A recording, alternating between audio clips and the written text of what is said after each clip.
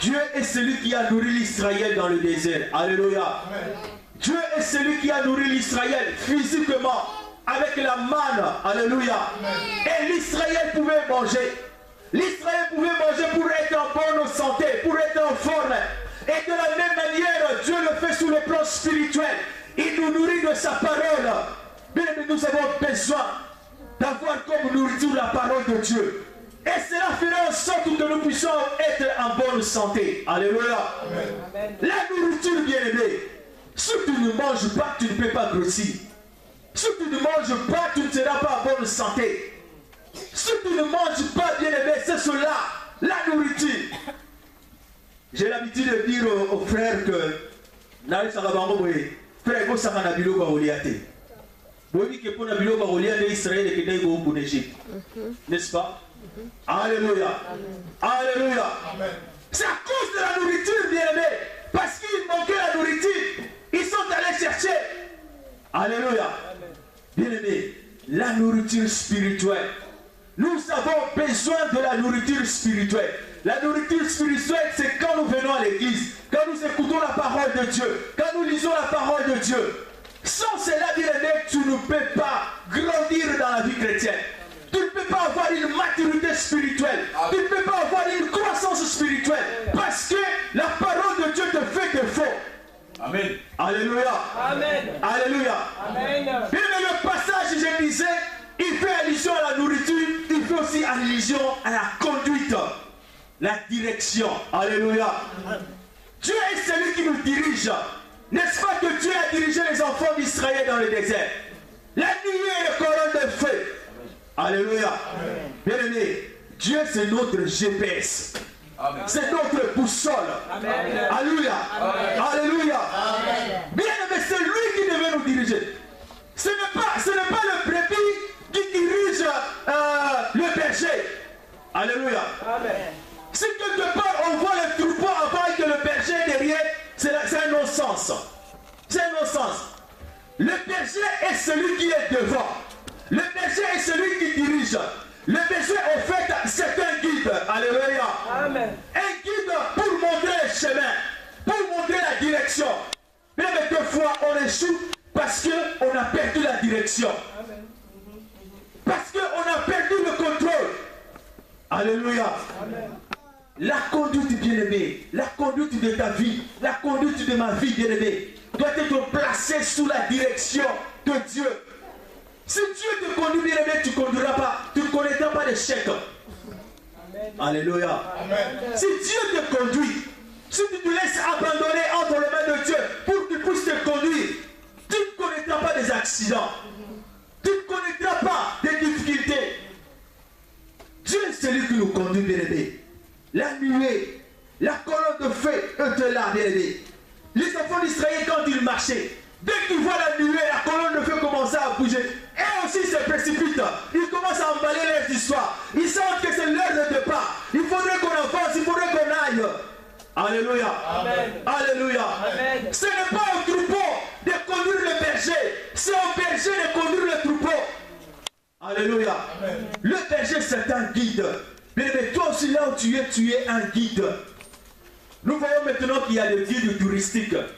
C'est pour faire en sorte que les gens qui viennent visiter une ville puissent le faire dans de meilleures conditions. Alléluia. Amen. Alléluia. Amen. Mais dis à ton frère, suivez les guides. Dis encore, suivez les guides. Bien aimé, tu ne vas pas te perdre. Amen. Le premier guide que nous avons, c'est lui-même, le Seigneur Jésus. Amen. Et nous avons le guide de notre pasteur aussi, c'est un guide pour nous. Amen. Mais si tu ne suis pas les guides, tu vas te perdre. Tu vas te perdre. Au rond-point, sur place. Alléluia. Amen. Bien, mais parce que tu seras toujours là en train de tourner sur place. Tu te dis que je n'évolue pas, je n'avance pas. Mais la direction est là. Mais toi, tu ne regardes pas la direction. Toi, tu regardes de l'autre côté. Alléluia. Amen. 20 ans, 10 ans, tu seras toujours sur place. Alléluia.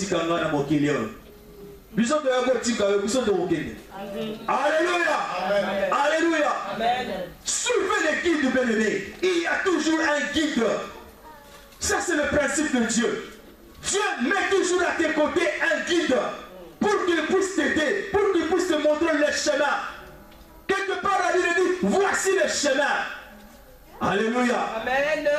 Tu connais le chemin, bien-aimé, mais il faut qu'il y ait un guide. Le berger est celui-là, c'est un guide. Bien-aimé, si tu es responsable, si tu es parent, sois un guide modèle dans ta famille.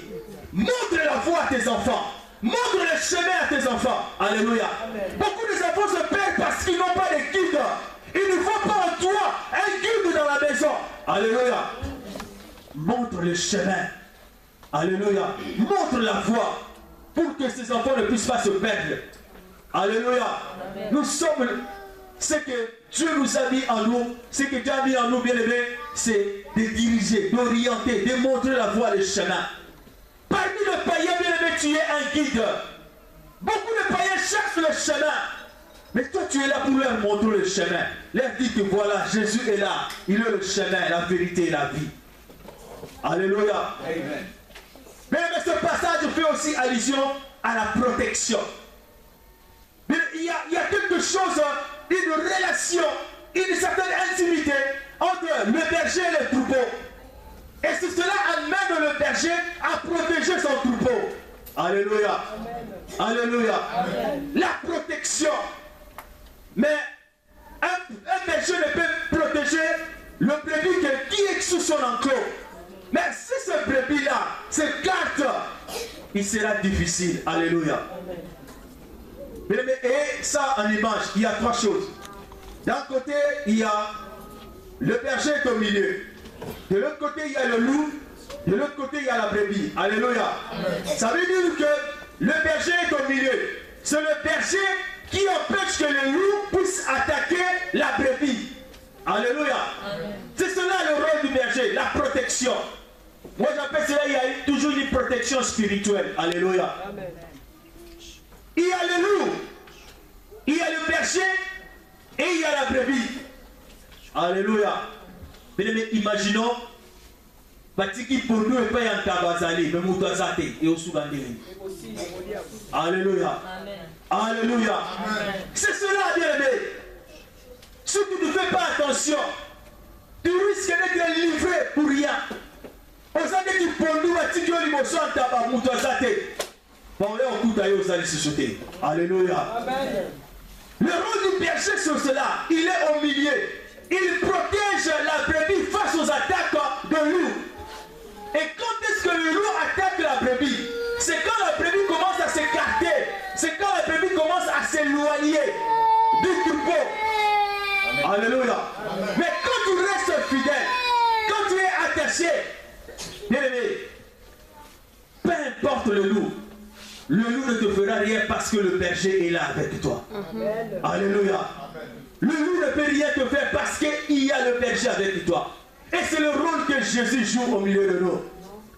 Le rôle du protecteur. L'Éternel est mon berger. Il dit, il dresse devant mes ennemis une table en face de mes adversaires. Alléluia. Amen. Donc mes adversaires ne peuvent pas m'atteindre. Parce qu'il y a quelque chose qui va les empêcher d'arriver à mon niveau. Alléluia. Amen. Il y a quelque chose qui va les empêcher de m'atteindre. Dieu est celui qui nous protège. Alléluia. Amen. Alléluia. Mais quand je lisais ce passage, j'ai été aussi touché par une phrase que Jésus a dit. Il a dit, mes brebis entendent ma voix. Alléluia. Est-ce qu'on entend Dieu? Alléluia. Quand on dit attendre, il faudrait que la personne parle.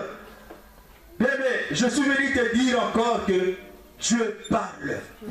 Alléluia. Amen. Dieu n'est pas un Dieu mort. Lui qui a créé un homme pour mieux avoir une idée seulement, une petite pensée de Dieu. Tout ce que Dieu a créé, bien aimé, parle.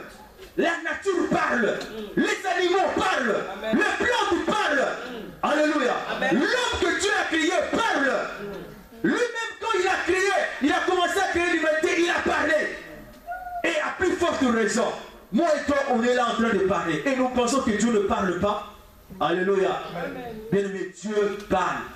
Job dit cela dans le livre de Job 33, 14. Il dit, Dieu parle tantôt d'une manière, tantôt d'une autre. Alléluia. Bien, mais Dieu parle. Dieu peut te parler. Dieu peut te parler. Dieu peut me parler. Et Dieu, je suis sûr que Dieu te parle à chaque fois. Mais Jean me dit, Dieu parle tantôt d'une manière, tantôt d'une autre. Donc, il n'y a pas seulement une manière avec laquelle Dieu parle. Dieu n'est pas bloqué dans un seul système.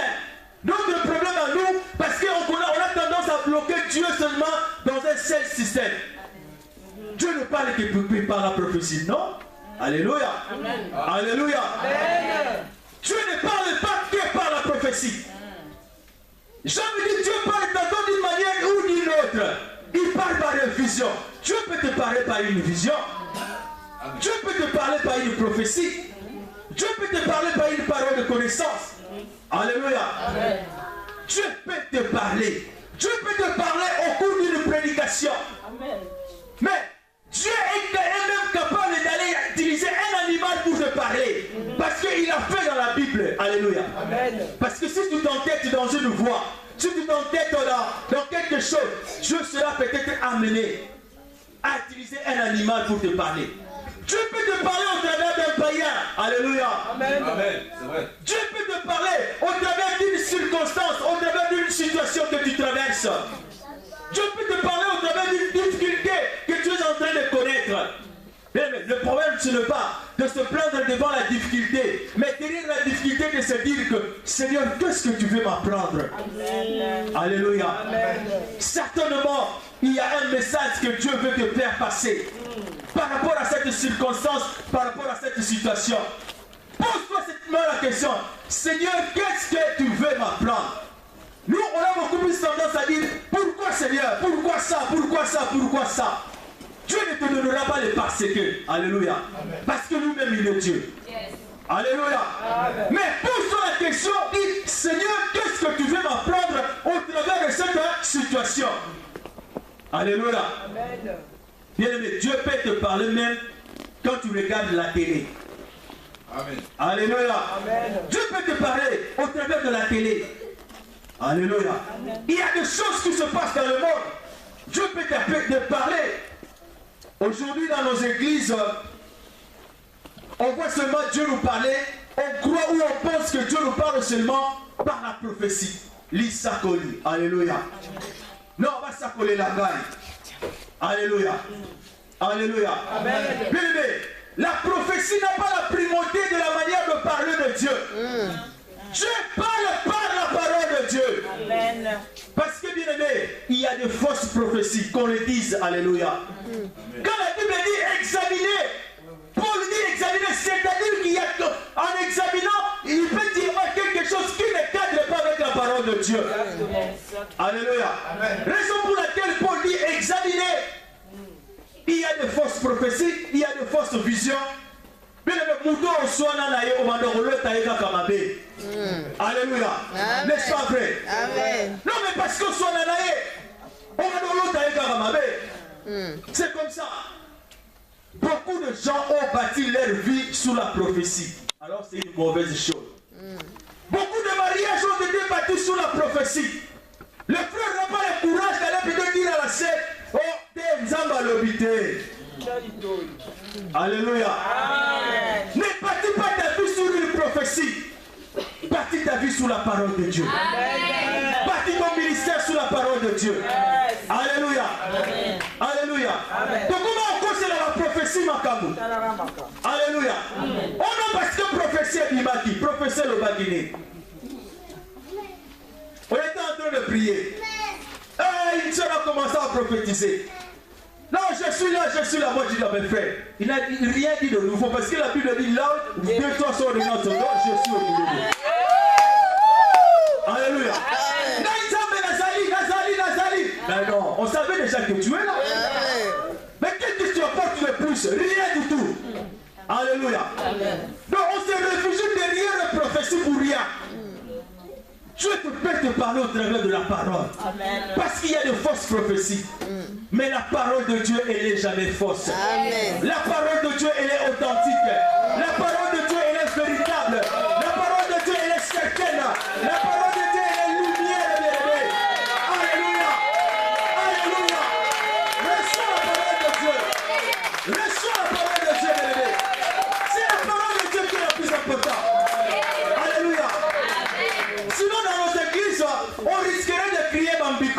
Alléluia. Oh, nous avons le billet pour l'anga. Nous avons le billet pour 100 euros. Alléluia. Parce qu'il est question d'argent. Les gens viennent à l'église parce que nous avons le billet pour l'anga. Dieu ne parle pas seulement au pasteur. Dieu peut te parler à toi directement. Dieu n'a pas besoin de protocole pour t'adresser à toi. Tu n'es pas un secrétaire bien aimé. Le pasteur n'est pas ton secrétaire. Alléluia. Dieu ici, il veut te parler, il va venir chez toi directement. Sans rendez-vous, il vient, il peut te parler. Alléluia. Mais aujourd'hui, c'est pasteur. Dieu le Dieu parle, bien aimé. Mais c'est toi qui n'écoutes pas ce que Dieu est en train de dire. Alléluia. La Bible dit Dieu parle tantôt d'une manière, tantôt d'une autre. Mais on ne fait point attention. Alléluia. Parce qu'on est plongé dans une distraction, on ne peut pas écouter la voix de Dieu. Alléluia. La distraction, c'est mettre son attention sur quelque chose. Quand tu mets ton attention sur tes problèmes, sur tes souffrances, sur tes difficultés, tu n'écouteras jamais la voix de Dieu. Amen. Alléluia. Amen. Tu n'écouteras que la voix du diable. Alléluia. Dieu te parle. Dieu te parle bien, mais sois seulement attentif. Tu vas écouter la voix de Dieu. Je me rappelle quand je commençais à prier, on a l'impression que Dieu parle. J'ai dit, moi aujourd'hui je vais écouter la voix de Dieu. Je suis allé, je me suis enfermé dans la chambre. J'ai commencé à prier. J'ai dit, Seigneur, moi je vais écouter ta voix. Du coup, je commence à entendre un bruit. Je n'ai pas fait 5 minutes. Alléluia. Moi qui priais, demandais à écouter la voix de Dieu. Directement, j'ai ouvert la porte, je me suis enfui. Alléluia. Alléluia. Bien aimé, écoutez Dieu. Certaines personnes veulent que Zamba qui d'abord, yo, Nazomona yo. Non, bien aimé, ça c'est ancien. Alléluia. C'est ancien. Dieu aussi peut le faire. Cela n'est pas impossible. Mais il a mis sa parole. La Bible dit, autrefois Dieu nous a parlé par le prophète. Aujourd'hui, il nous parle au travers de sa parole. Mais ne négligeons pas la parole au profit de la prophétie. Ne négligeons pas la parole au profit des visions. Ne négligeons pas la parole au profit de certaines choses. Dieu peut te parler aussi par une conviction, bien-aimé. La conviction, c'est quoi? C'est ce qu'on dit un sixième sens. Alléluia. Oh frère. Non, frère, non. Ça, ce sont la chair, ça, ce sont tes sentiments. La conviction, ce n'est pas cela. La conviction, c'est quelque chose que Dieu te pose en toi. Un fardeau, un poids que tu portes en toi. Tu te dis non, ça vient de Dieu. Dieu ne ment pas, il m'a parlé. C'est vraiment Dieu qui m'a parlé. Mais imagine-toi que tu es parti dire à quelqu'un, Dieu m'a dit ça, alors que Dieu ne t'avait pas dit de ça. Alléluia. Alléluia. Et quand Dieu te parle, à part la conviction, il y a aussi la confirmation. Alléluia. Beaucoup de gens, Dieu les a parlé, ils n'ont pas eu la confirmation. Directement, ils se précipitent. Dieu m'a dit, Dieu m'a parlé, non? Dieu, quand il t'a dit quelque chose, bien aimé, je lisais ce matin, Dieu dit au sujet de qui ça? Le nom m'échappe.